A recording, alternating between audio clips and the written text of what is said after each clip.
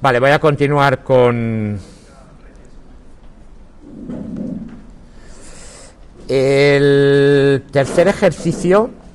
Lo tenéis completo en subido al aula virtual, es decir, tanto el PDF del ejercicio como el trazado entero, en forma de texto, con rayitas y con todo. Echadle un vistazo y si no lo entendéis lo volveremos a mirar el próximo día, que será el viernes, por cierto, que el lunes no hay clase de teoría, me refiero. Vale, bueno, árboles para juegos parcialmente aleatorios. A ver, aquí hemos jugado siempre en estos árboles asumiendo que tenías un comportamiento determinista, es decir, que para una jugada dada tenías otra serie de jugadas y esas tenías otra serie de jugadas y ahí no podías más que decidir tú qué jugada hacías, pero no involucraba para nada o no intervenía para nada ninguna consideración aleatoria, Se dice que un juego es parcialmente aleatorio, el resultado, además de depender de la secuencia de jugadas que voluntariamente decide un jugador, depende también de un elemento aleatorio, como por ejemplo el lanzamiento de un dado que restringe las acciones. ¿Qué hacemos con esto? O sea, si quisiéramos hacer algo, por ejemplo, un árbol de juego de este tipo para el parchís, ¿qué hacemos aquí? ¿Qué jugadas tienes disponibles en un momento dado? Pues a partir de una, tú tienes las fichas en tal, y entonces tú, ¿qué haces? Mueves uno, mueves esta ficha, mueves la otra ficha, pero ¿cuántas casillas la mueves? Pues depende del dado. Entonces, ¿qué vas a hacer con esto? En esos casos se construyen de manera similar, o sea, cada nodo maximizante, ¿qué pasa? Tiene una heurística determinista y un conjunto de hijos completamente conocidos. Pero ahora, ¿qué pasa? Cada hijo de un nodo minimizante no es un movimiento, sino que es un resultado posible del suceso aleatorio. Cada resultado sucede con probabilidad P y si sucede el contrario, se ejecuta el movimiento que le sea más ventajoso. Entonces, hecho esto, primero es simplemente que esto se calcula para que os entendáis de esta manera. Yo tengo G. Y yo puedo hacer esta jugada o esta jugada, ¿vale? Entonces, cuando haga esta jugada, mi contrario tirará, o sea, yo ya sé que he tirado mi dado, por ejemplo, y puedo mover, me ha salido un 2, y puedo mover la ficha que tengo aquí, o la ficha que tengo en aquella casilla, 2 casillas, eso sí. Entonces esto sería mover tu ficha 1, 2 casillas, y esto sería mover tu ficha 2, 2 casillas. ¿Y ahora qué hará el contrario? Pues el contrario moverá su ficha. ¿Cómo? No sé exactamente qué va a hacer el contrario, él tendrá que tirar. Entonces, ¿qué se hace? Lo que se hace es suponer todas las tiradas del contrario. Es decir, imaginemos que al contrario le sale un 1, que le sale un 2, que le sale un 3, que le sale un 4, y así sucesivamente. Este es un juego muy sencillito, en el cual, por ejemplo, el contrario solo puede tirar una moneda y le sale cara o cruz, ¿vale? Entonces se considera el caso de que el contrario le saliera cara, y entonces si le sale cara, sí que ya estará determinado a hacer ciertas cosas. Igual que si el contrario tira el dado y le sale un 3, pues tendrá que mover 3 casillas. ¿Qué ficha? Pues todas las que tenga disponibles. Imaginemos que el contrario en este momento en el parchís tiene 3 fichas en el tablero, y va y le sale un 3. Entonces puede mover una ficha 3 casillas, o mover la otra ficha 3 casillas, o mover la otra ficha 3 casillas. Es decir, que lo único que cambia aquí es que en los niveles del contrario, ¿vale? En los niveles del contrario se ramifica el árbol. Bueno, y a partir de aquí, si quiero seguir a más profundidad, en mis niveles también se ramifica el árbol, evidentemente, ¿vale? Porque a partir de aquí se la ha movido esta 2, yo tendré que tirar, me saldrá algo y entonces de acuerdo a lo que me salga. Es decir, que el índice de ramificación se vuelve muchísimo más alto, pero en realidad el problema no cambia formalmente, Si quieres, estos, en lugar de depender de aquí, los podrías hacer depender todos de aquí, ¿vale? Lo que pasa es que a cada una de estas ramas le tendrías que poner una cierta probabilidad, que es lo que hay aquí. Tienes probabilidad 0,5, probabilidad tal, probabilidad y probabilidad. Entonces, ¿qué pasa? Que la H se construye como la suma de las probabilidades por las H's de cada uno de ellos. Es decir, la H que tú le das a este nodo de aquí, ¿vale?, sería la H de cada uno de estos multiplicada por la probabilidad.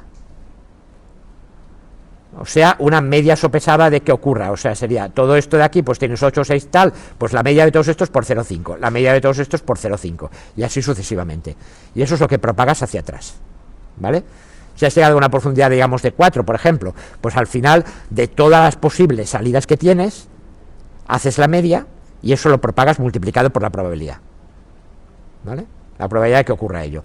Normalmente las probabilidades suelen ser 1 partido por n. Por ejemplo, si estás jugando con una moneda es 0,5, si estás jugando con un dado es 1/6. Pero esencialmente cambia la h de la función, pero no cambia nada más, ¿eh? Vale, solo quería decir eso de árboles aleatorios, porque no los vamos a ver en detalle ni nada, pero que si ocurre, en principio, lo que se hace es ramificar el árbol. Bien. Y ahora vamos a la parte 2 de este tema, que es juegos no posicionales. Os recuerdo que los juegos no posicionales, los dos jugadores elegían la jugada a la vez y la hacían. Y al hacer la jugada, uno de los dos gana y el otro pierde. Era el caso, por ejemplo, de piedra, papel, tijera.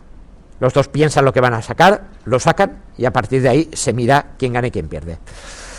Entonces, cada uno de los dos jugadores, digamos A y B, puede elegir una opción determinada de entre sus acciones permitidas. Por ejemplo, A puede hacer piedra, papel o tijera, o lo que sea, o todas las acciones que tal. B puede hacer todas estas cosas. No es obligatorio, aunque en general en la mayoría de los juegos n es igual a m, es decir, el número de acciones permitidas para ambos jugadores es el mismo. Podría haber algún juego extraño, con reglas extrañas, en las que no fuera así. Es decir, el jugador 1, por ejemplo, puede hacer A o B, y el jugador 2 puede hacer C, D y F. 3 cosas. No es normal, pero podría ocurrir, ¿vale? Las acciones se ejecutan y el juego termina inmediatamente. Esto es también el caso de las apuestas, ¿vale? Uno apuesta algo, el otro apuesta algo, el otro apuesta algo, y cuando ocurre lo que tiene que ocurrir, automáticamente se ve quién ha ganado la apuesta. A la ganancia o pérdida que sufre un jugador la llamaremos la utilidad, y el signo representará si es ganancia o si es pérdida. Utilidades con signo positivo entenderemos que el jugador gana, y utilidades con signo negativo que ha perdido esa cantidad o ese valor. La utilidad viene dada por una matriz en la que se representan en fila sus posibles acciones y en columnas las de el contrario. O sea que yo voy a coger aquí y voy a poner, si A puede hacer, por ejemplo, la jugada A1, A2 y A3, y B puede hacer la jugada B1, B2 y B3, ¿vale?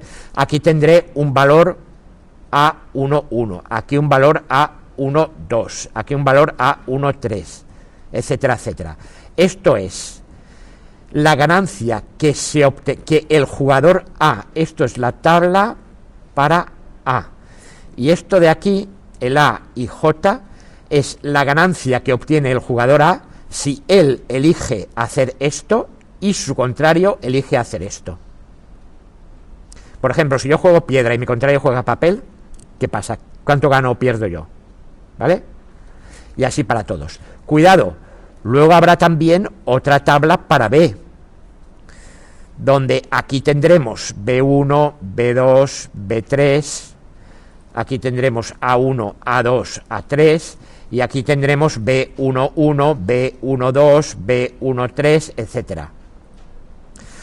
Esta jugada de aquí, que A elija 1 y B elija 2, es esta jugada de aquí, ¿vale? Es la misma. A A le representa una ganancia o pérdida de A12 y a B de B21. ¿De acuerdo? Se ve cómo funciona. No tiene por qué ser la misma. No tiene por qué, bueno, de hecho, la misma nunca podrá ser, porque si no nadie ganaría ni perdería. Entonces, la utilidad viene dada por la matriz y el elemento IJ. A IJ es la utilidad para A de ejecutar la opción I si B ha ejecutado la acción J. Para B existe una matriz análoga. Pues bien, decimos que el juego es de suma nula si para todas las casillas A y J es menos B y J. Es decir, si en una jugada determinada lo que gana un jugador es lo que pierde otro. En las apuestas, por ejemplo, normalmente sería así, apostamos, bueno, no, porque podrías apostar una cantidad distinta. No, yo apuesto, por ejemplo, 5 euros a que ponemos los dos 5 euros, digamos, ¿vale? Si gana el equipo mío, entonces me llevo los 10 euros, es decir, he ganado 5. Si gana el equipo tuyo, te los llevas tú, por tanto, yo he perdido 5 y tú los has ganado. Entonces lo que pierde uno es siempre igual a lo que gana el otro, en una jugada determinada, ¿vale? Entonces en ese caso decimos que el juego es de suma nula, sino que en cualquier resultado dado, lo que gana un jugador es igual a lo que pierde el otro. Ojo, puede haber también juegos de suma nula con ganancias o pérdidas globales. Es decir, si hay J más B y J es igual a una K constante. Si K es positiva, tendríamos un juego en el que los dos jugadores ganan, ¿vale? Basta, bueno, en ese caso, ¿vale? O en el que los dos jugadores pierden. Pero esto tiene sentido. Bueno, no, en realidad no. A ver, un juego, estaba pensando en la lotería, pero en la lotería en realidad no tienes 5 millones de jugadores, sino que tienes 5 millones 1. ¿Cuál es el uno más?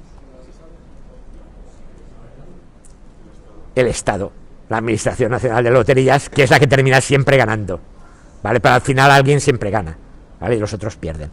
No, lo que quiero decir es que si hubiera un juego en el que la suma esta fuera una constante, positiva o negativa, entonces no pasa nada porque redefine esas ganancias como esto menos K medios, y entonces ya te queda nula estrictamente. Es decir, al sumarlos ya te quedaría 0, ¿vale? Luego es verdad que al final tienes que volver a sumar el K medios para saber cuánto de verdad has ganado o perdido, pero eso no tiene mayor importancia para la formulación del juego, ¿eh? O sea, llamaremos de suma nula si lo que gana uno es igual a lo que pierde el otro. Un ejemplo de estos juegos es piedra, papel, tijera. La matriz de utilidades del juego, desde el punto de vista del jugador A, esto sería tabla para A, es esta. Si A saca piedra y B saca piedra, empatan. Entonces A gana 0. Si A saca piedra y B saca papel, papel gana piedra, por tanto A pierde menos 1. A pierde 1, menos 1.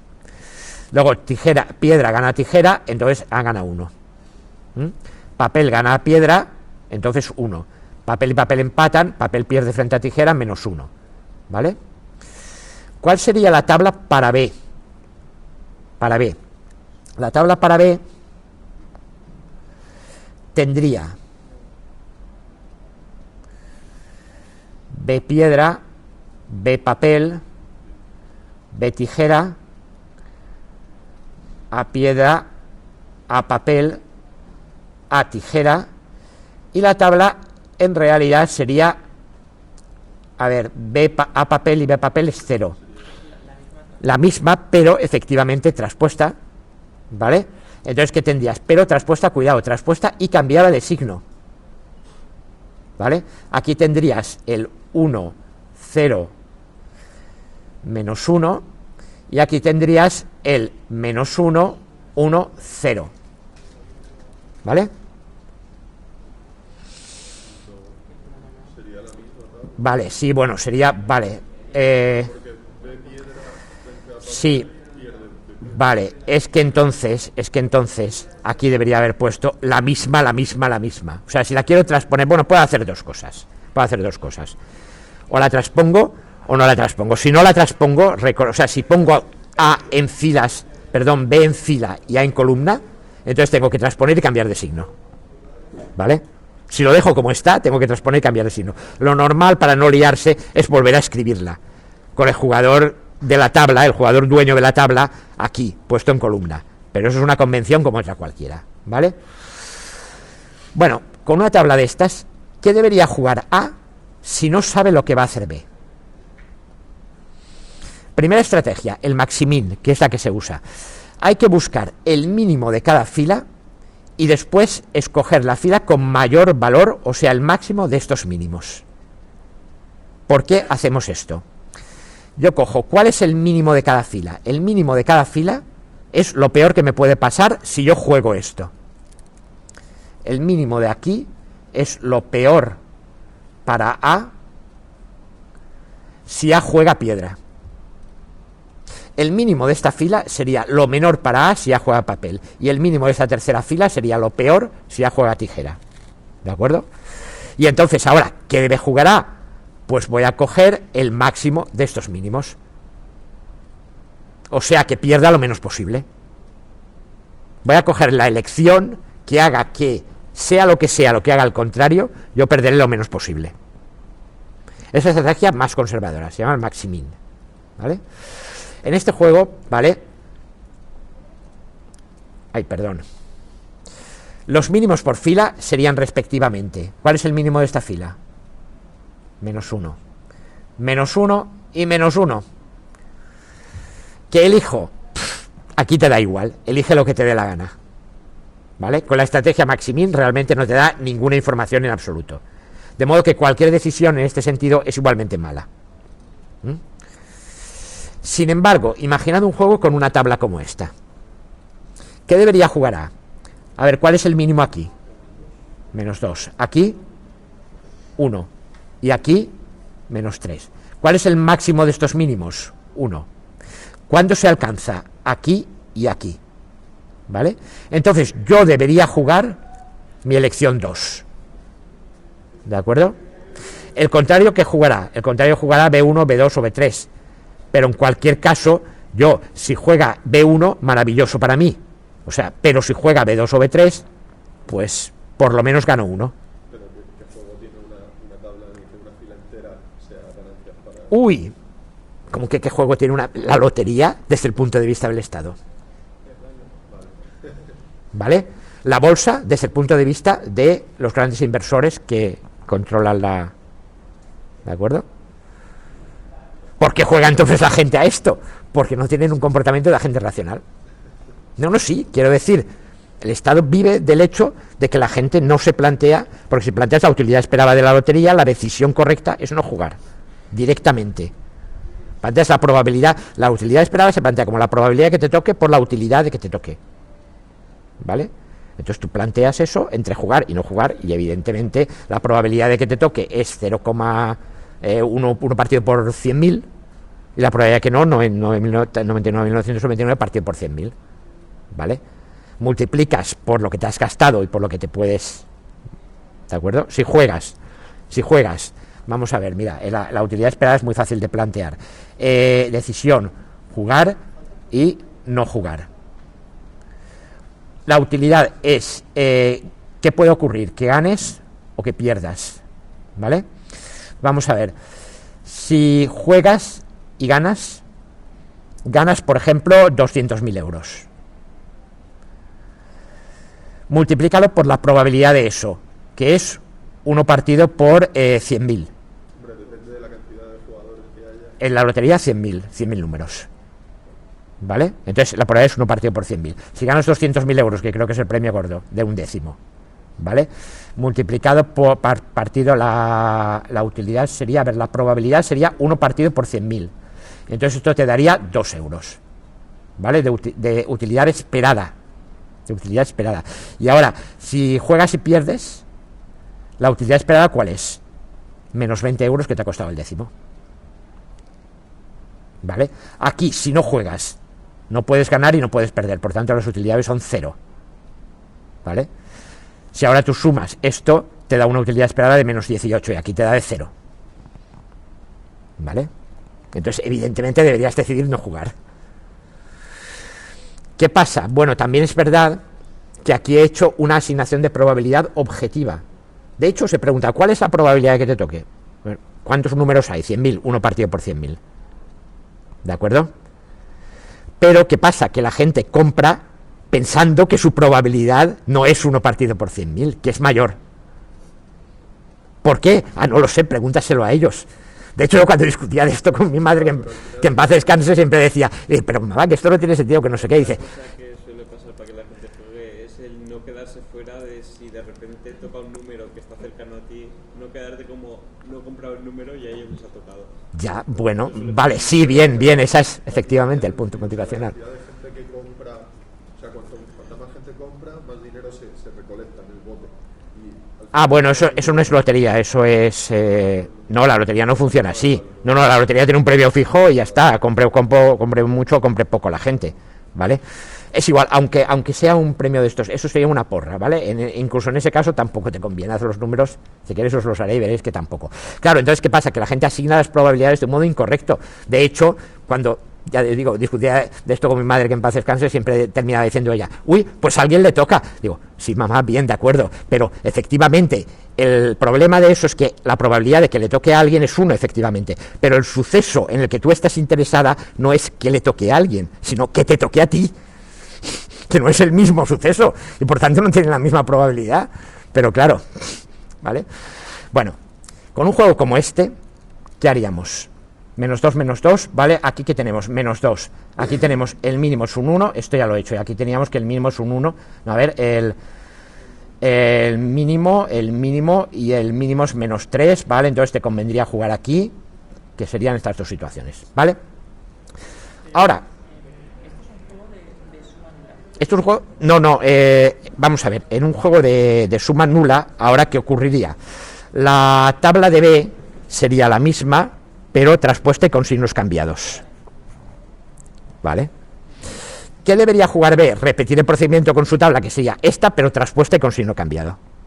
Es decir, no voy a cambiar aquí, ¿vale? De hecho, también podemos usar la misma tabla de A cambiando las reglas, filas por columnas y máximo por mínimo, con lo cual B debería encontrar el máximo de cada columna, pero eso es más lioso. Entonces prefiero hacerlo así, ¿vale? Las tablas quedan de esta manera. Esta es la tabla para A y esta es la tabla para B, ¿vale? A1, B1 es -2. A1, B1 es 2. ¿Vale? Si A pierde 2, B gana 2. A2, B1 es 2. A2, B1 es -2. Si A gana 2, B pierde 2. Eso es lo que significa suma nula. ¿Vale? ¿Veis cómo funciona? Ahora, aplico el minimax. -2, -2, el mínimo es -2. Aquí el mínimo es 1 y aquí el mínimo es -3. Por tanto, el máximo es 1. ¿Vale? ¿Esto dónde se da? Se da aquí. Por tanto, A debería jugar asuntos. ¿Qué debería hacer B? Si no sabe lo que va a jugar A. Con esta tabla, 2, -2, -3, el mínimo es -3. -2, -1, 3, el mínimo es -2. Y 1, -1, -1, el mínimo es -1. El máximo de esto es 1. Por tanto, B debería jugar B3. Entonces, con estas tablas y en este juego, A va a jugar A2 y B va a jugar D3 a la vez. Y se encuentran. Y entonces, en A2, B3, tenemos esto, que es un 1. A2, B3, tenemos esto, que es -1. ¿Vale? Con tanto, jugando así, A ganará 1 y B perderá 1. No, es que esto se juega una vez. Tú ves esto, tú tienes estas tablas, tú juegas una vez. ¿Qué vas a jugar? Vas a jugar esto, evidentemente. ¿Vale? Entonces, al jugar A, su opción A2 obtiene una utilidad que es ganancia segura de 1. Y al jugar B, su opción 3, obtiene una utilidad, en este caso pérdida, de -1. ¿Vale? Podría ocurrir que cuando B juega B3, que A en lugar de esto hubiera jugado A1. Pues si es un agente racional no lo hará. ¿Vale? Pero podría hacerlo con la esperanza de que B juegue B2 y entonces en vez de ganar 1, ganar 2, si es un agente arriesgado. ¿Vale? Pero como resulta que en lugar de B haya jugado B2, haya jugado B3, pues la ha fastidiado. Repito, si son agentes racionales jugarán esto. El juego, cuidado, no es equilibrado en el sentido de imparcial, porque A termina ganando 1, en el caso de aplicar el maximin, A termina ganando 1 y B termina perdiendo 1, así que esto realmente no está equilibrado, es más favorable a A, ¿vale? Pero aún así existe una casilla, la A2B3, que está encerrada en círculo para ambos jugadores. ¿Cómo se hace esto? Una vez he hallado el máximo de estos mínimos, encuadro aquí viendo en qué jugada se da, y para esa jugada me marco con un círculo aquellas acciones del contrario donde ocurre efectivamente el mínimo. ¿Veis lo que he hecho? -2, 1, 3. Vale. ¿Cuál es el máximo? Es un 1. Este 1, que lógicamente aparecerá en alguna parte, puede aparecer en uno o en más sitios. Todos los sitios en los que aparezca los encierro con un circulito. Me voy a la tabla de B. Busco su mejor opción, que es -1. Todos los sitios, y eso quiere decir que él hará la opción B3, todos los sitios en los que aparezca los marco con un circulito. Y ahora, ¿qué está marcado aquí con un circulito? Aquí está marcado con un circulito A2, B2 y también está A2, B3. ¿Vale? Ahora me vengo aquí. ¿Qué ha marcado B con un circulito? Ha marcado B3, A2, o si lo pongo en el mismo orden, A2, B3. Recordad que no importa el orden porque la jugada se hace a la vez. Y aquí ha marcado también A3, B3. ¿Vale? ¿Hay alguna jugada, alguna o algunas jugadas comunes a ambos? Sí, la A2, B3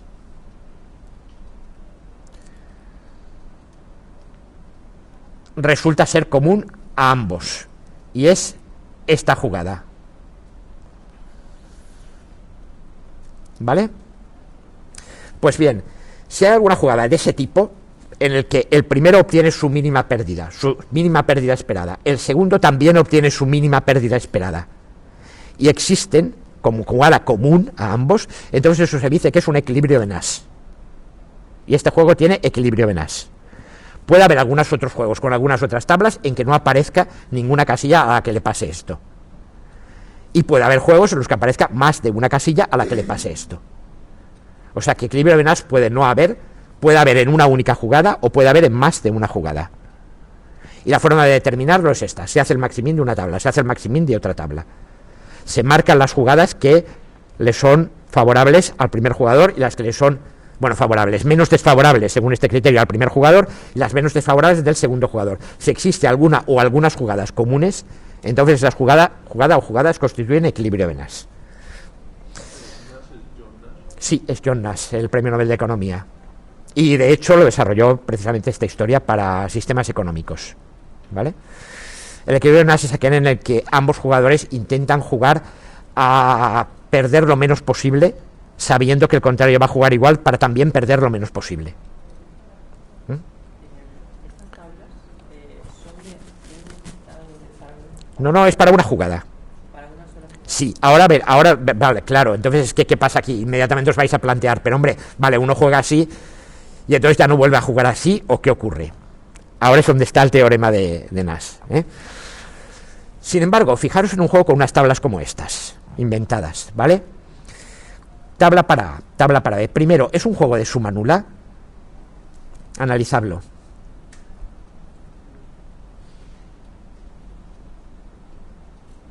¿Vale? Para ver si es un juego de suma nula, tenéis que sumar una tabla con la otra traspuesta. Si os da 0, todos ceros, es de suma nula. Si os diera todo la misma constante, entonces, ¿qué se hace? Se cogen las tablas originales y se le resta la mitad de esa constante a ambas tablas.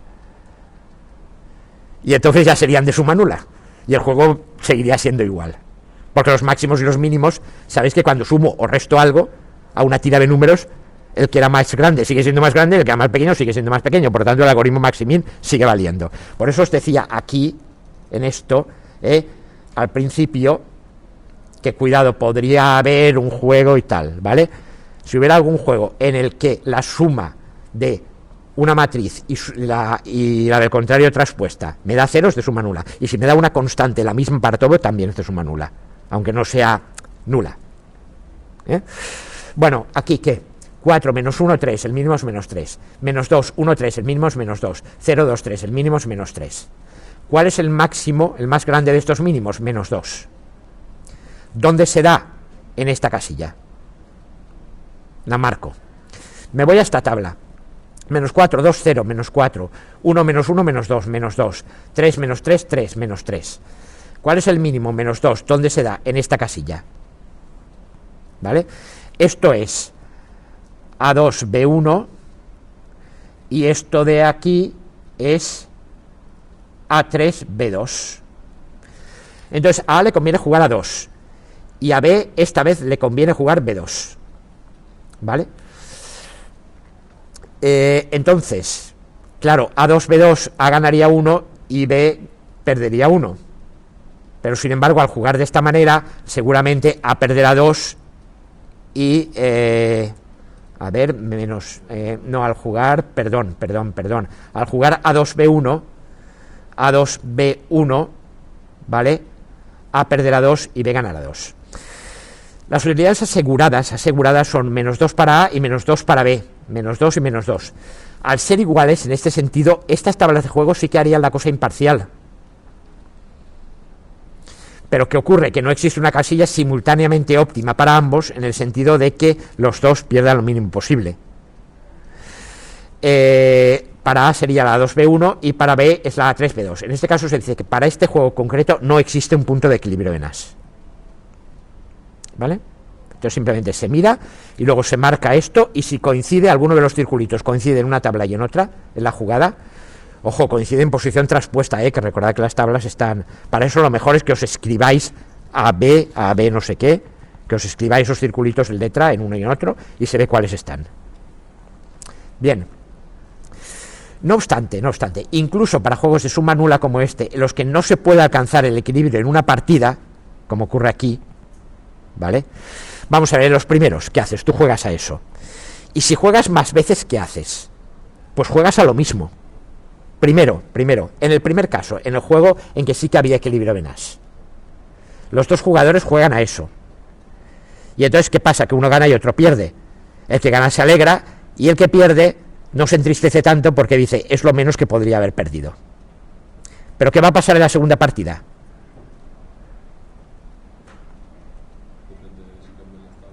No, las tablas no cambian. Son iguales. Si es racional, lo que hará será que no habrá segunda partida. El jugador B se negará a jugar directamente. Claramente. ¿Vale? Pero claro, y si no es un juego, y si no te queda otra, efectivamente, y si tienes que, entonces seguirás haciendo lo mismo, ¿vale? Claro, sí, claro, si actúas como agente racional, porque es que será lo menos malo que puedes hacer, ¿vale? No obstante, incluso para juegos de suma nula como este, en los que no se puede alcanzar el equilibrio en una partida, como ha ocurrido esto, ¿qué deberías hacer entonces? Dices, no jugar. Bueno, hay otra posibilidad, que es cambiar de jugada. Pero si cambio de jugada, entonces terminaré perdiendo más. No, cuidado, porque a lo mejor, ¿qué ocurre? Que tu contrario lo ve y entonces no tiene más remedio que también cambiar de jugada para intentar ganarte, y a lo mejor el azar hace que ganes tú. O sea que sí que puedes ganar por azar. O sea, la primera vez, si juegas como jugador racional, evidentemente en un juego con una tabla como esta, ¿vale? Pues va a jugar siempre A, va a jugar siempre A2 y va a jugar siempre B3, ¿vale? Pero entonces, ¿qué hace? B se harta y dice, oye, ahora voy a jugar B2, a ver si tengo suerte, ¿vale? Y mi contrario, que no sabe lo que yo voy a jugar, a lo mejor juega A2 y A2, B2, ¿qué tengo? Bueno, pues en este caso también terminaría con 1, ¿vale? Pues, pero a lo mejor tengo suerte, juega A1, ¿vale? A3, el otro juega A3, y entonces yo termino ganando. O bien voy a intentar, por ejemplo, jugar B1, y entonces al jugar yo B1, ¿vale? ¿Qué pasa? Que mi contrario, pues igual juega A1, y entonces yo termino ganando algo. Bueno, pues entonces lo que dice el teorema de Benás es que si se juegan múltiples partidas con A eligiendo al azar, pero con unas ciertas probabilidades, y B eligiendo también al azar, pero con ciertas probabilidades, hay ciertos valores de estas probabilidades que constituyen una estrategia de equilibrio global. O sea, al cabo de suficientes partidas, la ganancia de ambos jugadores será la mejor que cada uno puede alcanzar, o digamos, la pérdida será la menor si el otro también tiene su menor pérdida, ¿vale? Estas probabilidades de aquí es difícil de calcular, y eso es lo que da el teorema de Nash, que no lo vamos a ver, por supuesto, ¿vale? ¿El equilibrio de Nash solo es posible en juegos de suma nula? No, también ahora lo explicaremos para juegos de suma no nula, ¿vale? Estamos pidiendo con juegos. Entonces, hay una cadena de lecciones. A ver, esto, a ver si entendéis lo que quiere decir. Lo de elegir al azar con probabilidad tal, quiere decir, en la primera vez que juego, yo voy a elegir con una cierta distribución de probabilidades. Bueno, y la segunda y tal, que quiere decir lo siguiente. Yo doy una probabilidad, por ejemplo, de 1/3, 1/3 y 1/3, y eso es elegir al azar. Pero si le doy 1/6, 1/6 y 4/6, que son 2/3, eso quiere decir que elegiré 2 de cada 3 veces que juegue, 1 de cada 6 veces que juegue, y 1 de cada 6 veces que juegue, ¿vale? O sea, hay una serie de probabilidades para cada elección, unos valores de P sub A y de P sub B para el otro jugador, que si yo elijo de acuerdo a esas probabilidades, es decir, elijo más veces el que me da la probabilidad mayor y menos veces proporcionalmente los que me dan la probabilidad menor, al final terminaré en equilibrio con el otro jugador. Que no quiere decir que ambos ganemos o perdamos lo mismo. El equilibrio de venas no es eso. Lo que quiere decir es que yo perderé o ganaré. Si soy el jugador que gana, ganaré lo máximo posible, y si soy el jugador que pierde, perderé lo mínimo posible. ¿De acuerdo? Esa es, repito, es la estrategia más conservadora porque implícitamente está basada en el minimax. Bueno, para el caso, por cierto, para el caso de piedra, papel, tijera, no hay estrategia de equilibrio. Pero si se juegan muchas partidas con cada jugador eligiendo la jugada al azar con probabilidad de 1/3, al final ganará la mitad de las veces al otro jugador. Es decir, al cabo de 100 partidas, aproximadamente 50 les habrá ganado el primer jugador y aproximadamente 50 al segundo jugador. Bueno, vale, casi no voy a empezar los juegos de suma no nula. Lo voy a dejar porque ya hemos tenido clase bastante intensa hoy, me parece. Y el próximo día, que es el viernes, seguiremos con juegos de suma no nula y acabaremos esto también, acabaremos el tema. Y luego en la segunda hora quizá ya empiece el siguiente, aunque hay varios ejercicios que hacer de aquí también.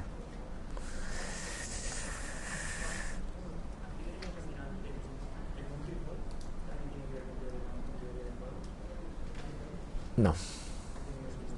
¿Cómo?